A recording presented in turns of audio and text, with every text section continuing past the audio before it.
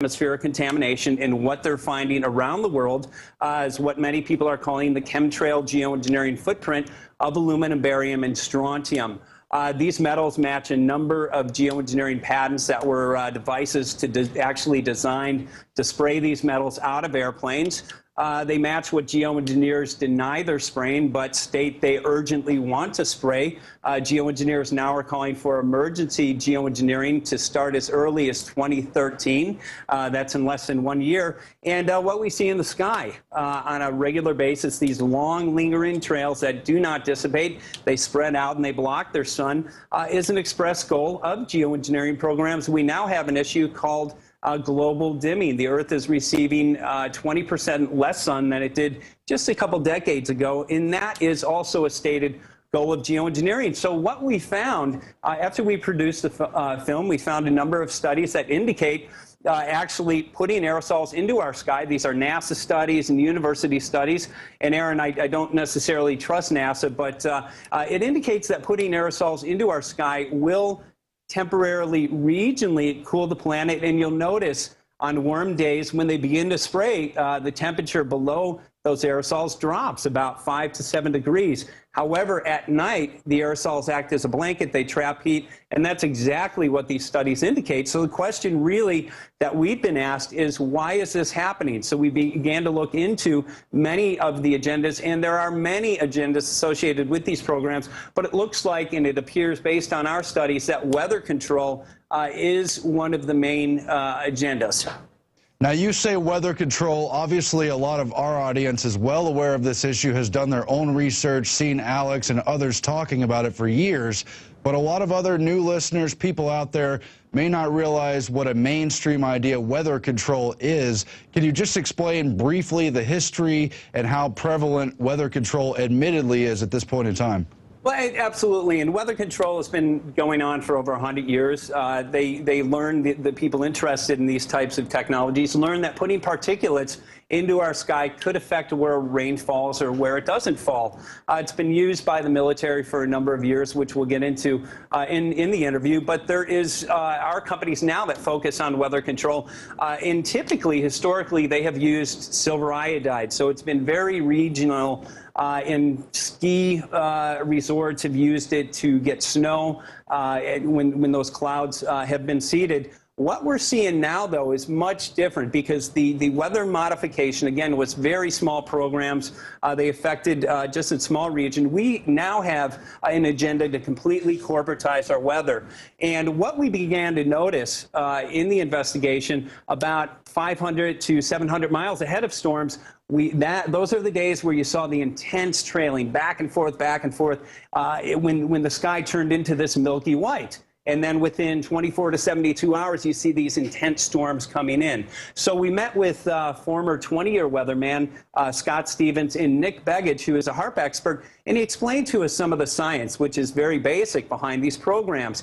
And if you look back to what we're finding in rain tests, again, in very, very major quantities, and the geoengineering's main ingredient is aluminum oxide. And while aluminum oxide is very reflective, we also found that it was a very effective conductor in our sky. So by putting a blanket of aluminum in our sky, and by the way, that's why we're seeing an increase in lightning around the world, because aluminum's, again, it is a very effective conductor. But by putting a canopy into our sky, they literally, through the use of HAARP and other technologies, have the ability to heat up that canopy. And what does a heated atmosphere do? It raises. And in that raising, it literally creates a low-pressure vacuum and enables these corporations to literally steer storms into certain regions, or the case of this summer, out of certain regions.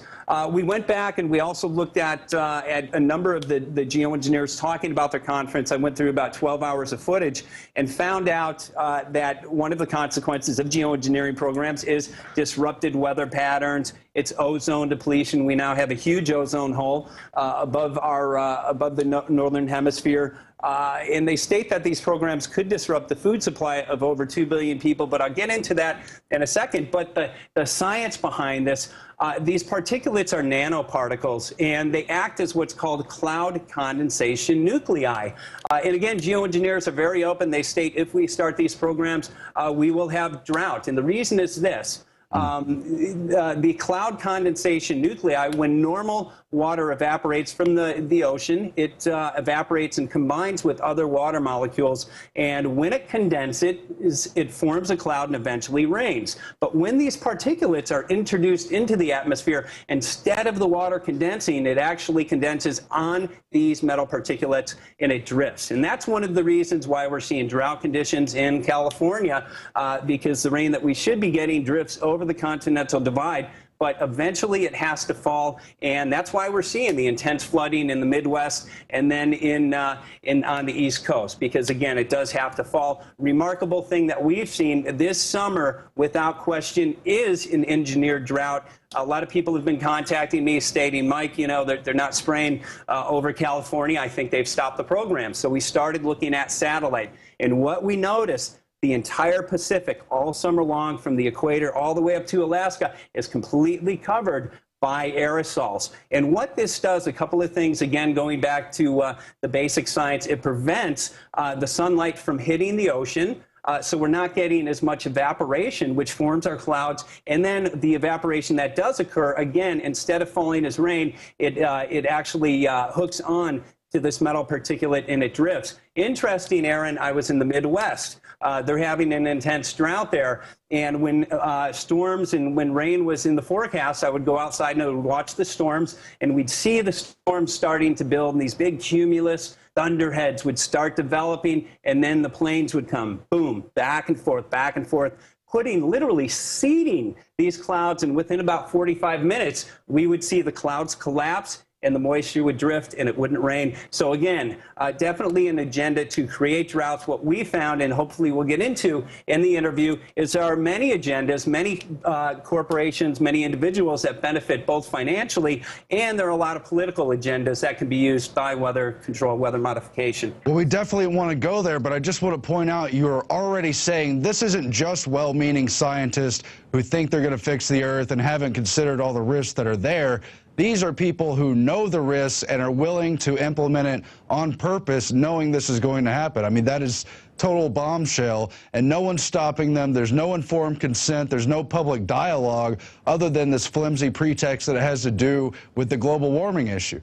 Well, and I think that's an important point that you stated. Again, geoengineers state, you know, our programs are very damaging. They will deplete our ozone. That is our protective layer. Again, we have a huge hole over the northern hemisphere. Most people now are beginning to notice that they burn very quickly in the sun. I used to be able to sit out in the sun for 4 or 5 hours. Now, within about half an hour, I start to burn. That is because our protective layer is literally being shredded every time they put more aerosols into our sky. Some of the other consequences, they state that if they start these programs, and of course they have, potentially 2 billion people could have their food disrupted. Guess what? People are having their food disrupted. They talk about pH changes of the soil. In the first film, we covered that. Up in Northern California, where they typically have an acidic soil, we're seeing 10 to 12 times the normal alkalinity of the soil. Of course, this is collapsing not only natural food supplies, but forests around the world. And why in the world are they spraying? We interviewed several farmers across the globe. They are seeing collapses due to many different stresses. Which we'll get to hopefully in a minute, but these programs are literally devastating. This is complete corporatization of our weather, and the human health implications are unquantifiable. We're not only finding aluminum in the rain, but people now have began taking blood tests, and again, they're finding this chemtrail geoengineering footprint of aluminum, barium, and strontium. We have seen aluminum-related illnesses go through the roof in Riverside County alone. We've seen Alzheimer's go up over 260%. We see ADD asthma going through the roof, respiratory mortality went from number 8 down to number 3 in just a 6-year period, and barium lowers our immune system. So we're constantly inhaling this, and it's depleting our immune systems as well. So it's deeply concerning to us just from the human health and ecological standpoint, but it goes much deeper than that, and that's what we investigated really was the financial components of this, and then the genetically modified seed component. There are definitely corporations that are literally making billions of dollars this summer alone. Right. Well, let's get right into that. Of course, Bill Gates is a known big player on this front. He has major stock in Monsanto. They've been pushing things like drought-resistant crops as a solution for Africa. They've been pushing aluminum-resistant crops, which may have a direct relation with this geoengineering issue. And there's so much more involved. Let's start to get into that. I don't know if you want to talk about Bill Gates specifically or the bigger picture, but there are major financial incentives here and major rigging of the games. They're controlling the inputs to determine who's going to make money on these markets, and it impacts everything, including especially our food supply. And you've already got 1 to 2 billion people at or close to the edge of starvation. This is going to have very costly effects if this is not stopped. It absolutely is. And from the financial standpoint alone, in investigating this, we learned that weather is being traded on the Chicago Mercantile Exchange.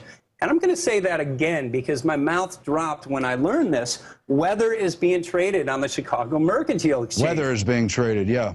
Yeah, it had to be said 3 times because I couldn't believe it myself. So we contacted a trader and went out to Chicago, and we found out about weather derivatives. And certain corporations are interested in these. We met with trader Mike Agnew, who explained that derivatives are a way for corporations or individuals to offset the risk due to adverse weather conditions. So certain heating companies would be interested in it, insurance companies, or even companies that have crops. And the example that he used was this. Let's say if you have $5 million worth of a crop, but you insure it through the use of these derivatives for $10 million, you have a financial incentive for that crop to fail. And what he further went on to say is every commodity is driven by the ability to predict weather. So those who knew about this drought, I'm not saying everybody involved with these weather derivatives is involved in insider trading, and most people think that our weather is 100% natural, and that is the furthest thing from the truth. We proved that, and why in the world are they spraying? So those, again, who had the playbook are literally making billions of dollars this summer just on the Chicago Mercantile Exchange, playing with derivatives. But I want to stop you and add to that. So they're trading weather, trading derivatives on the future of weather, but it's also become a big scandal that they're betting on the future of food commodities. It's become such a scandal in Europe that certain banks are backing off of it, mainly for public relations reasons. But you've got people betting on the future of weather, the future of crops, and all this is going on as they produce crops for ethanol instead of for food. And well, let's get back into it. Well, Aaron, there's no question about it. We have seen considerable increases in both our gasoline and our food prices. This is nothing. Because of this year's drought, which, again, we illustrated it without question, is an engineered drought. There are people, again, making billions of dollars just from the food market. So corn, which is a major, the Midwest is one of the largest suppliers, or the largest supplier in the world. Most food products contain corn. We're going to see over, I believe, a 30% increase in food prices. This is going to impact everybody in certain capacities. So not only do we have the human health implications, the ecological implications, but the financial implications. And in many cities now in lower income communities, we're going to see a great increase in crime because a lot of people who I've been speaking to, I hit the streets on a daily basis. I hand out free DVDs, and I've been talking to people out in South Central Los Angeles, in the Inglewood communities, asking what would you do if your food prices go up 30%? And the answer was, you know, we will just be devastated. We do not know. So we're going to end up seeing a lot of homelessness, a lot of people being affected in major ways just in these capacities. But the big concern of ours was what I think the bigger picture, and this goes into an agenda that's much, much greater than simply financial. Well, please go into it right now. I was going to